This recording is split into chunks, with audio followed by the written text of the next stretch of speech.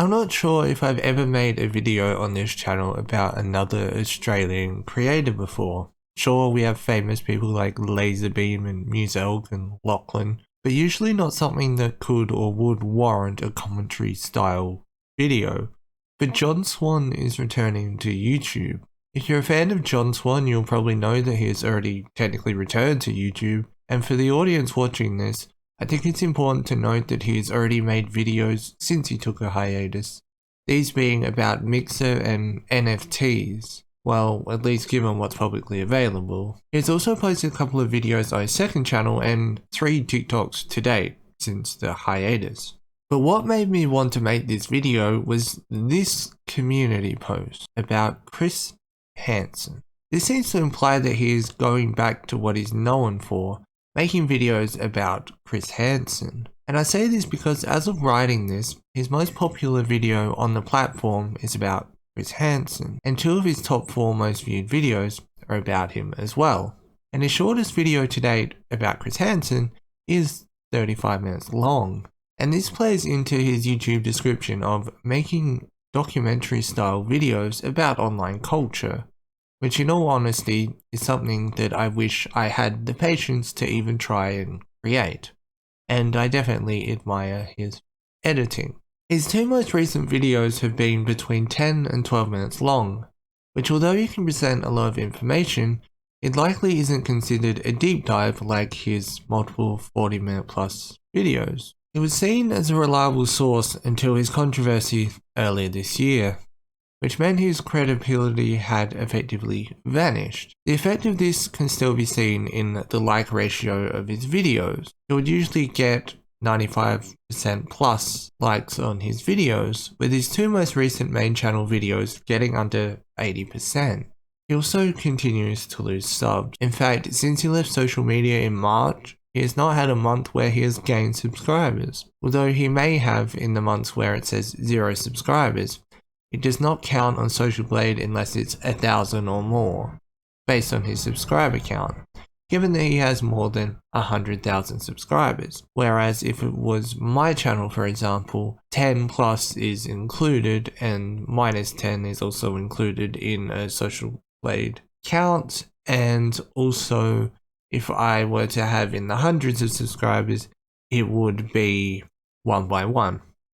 If you have over 1 million, it's done by hundreds of thousands, and I think if you have 100 million, it's done by the millions, which is why someone like PewDiePie will quite often say that they've gained 0 subscribers.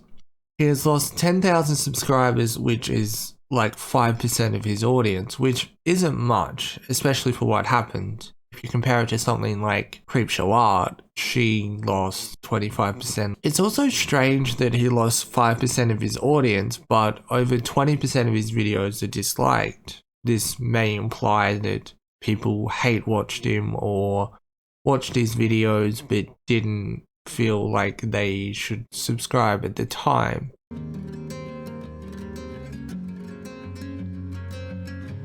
The drama he was in surrounded Dream. Well, technically it was John Swan impersonating Dream. Now that that's been established, what John did was very shady. In mid-February, John Swan took a swipe at Dream on Twitter, which is where this whole thing started.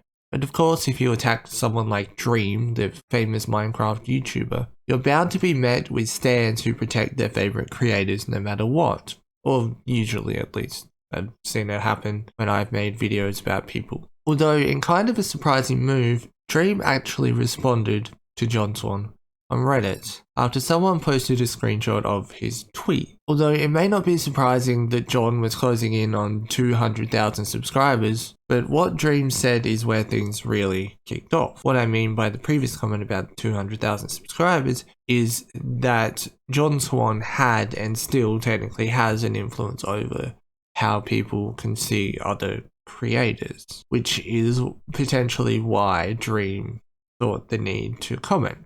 Dream took to Reddit and said, "This guy is bad news."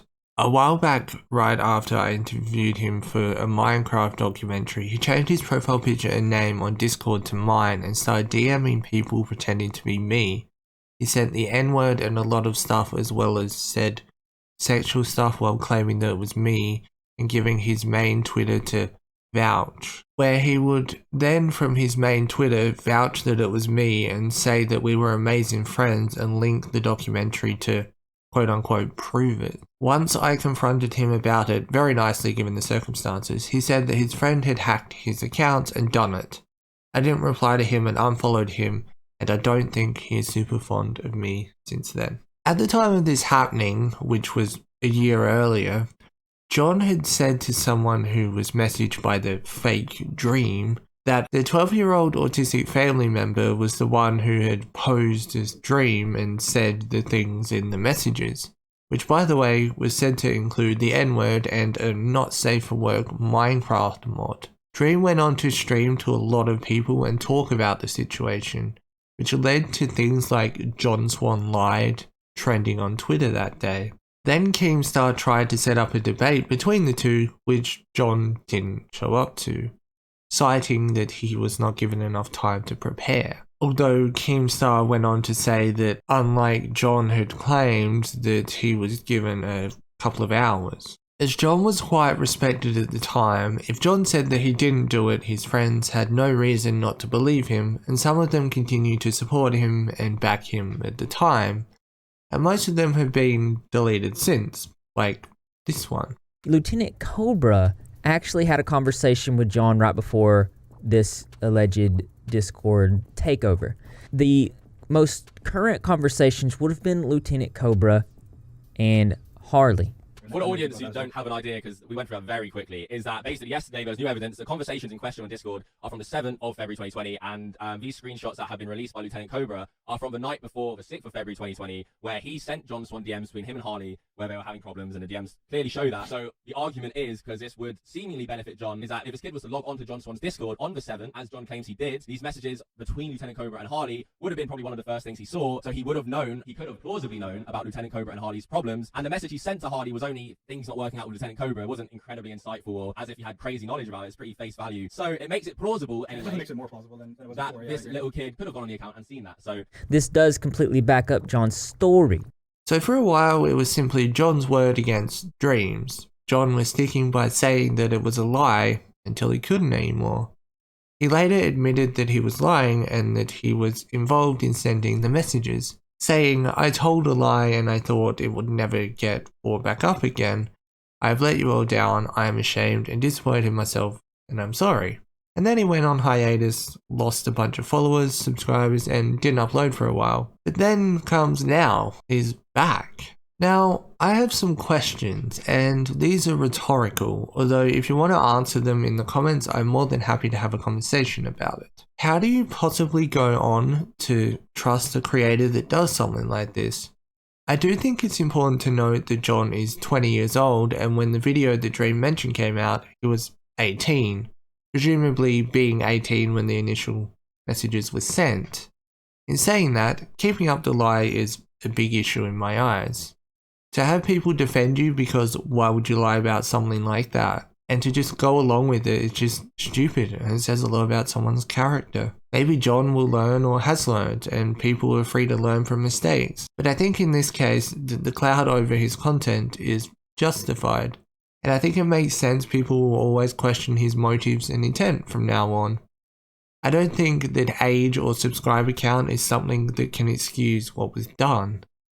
I don't think that the more subscribers you gain, the more you get a sense of what is right and wrong. That should be with you to start with. You have a responsibility as a creator, full stop. I also think his age when all this happened is old enough to know better. Although I will say that I do think apologizing was a mature step, although it probably should have happened a lot earlier. Maybe you don't think it's as serious as it was made out to be, but the way it was handled says a lot to me about John's character, both at the time of the incident and early this year when Dream drew attention to it. There's a quote that's something along the lines of, "The behaviour of the past becomes the behaviour of the present when nothing changes." And I think that's the case here. There were lies made up initially about the Dream impersonating, and lies were once again told when it was in the limelight. Time will tell if things really change.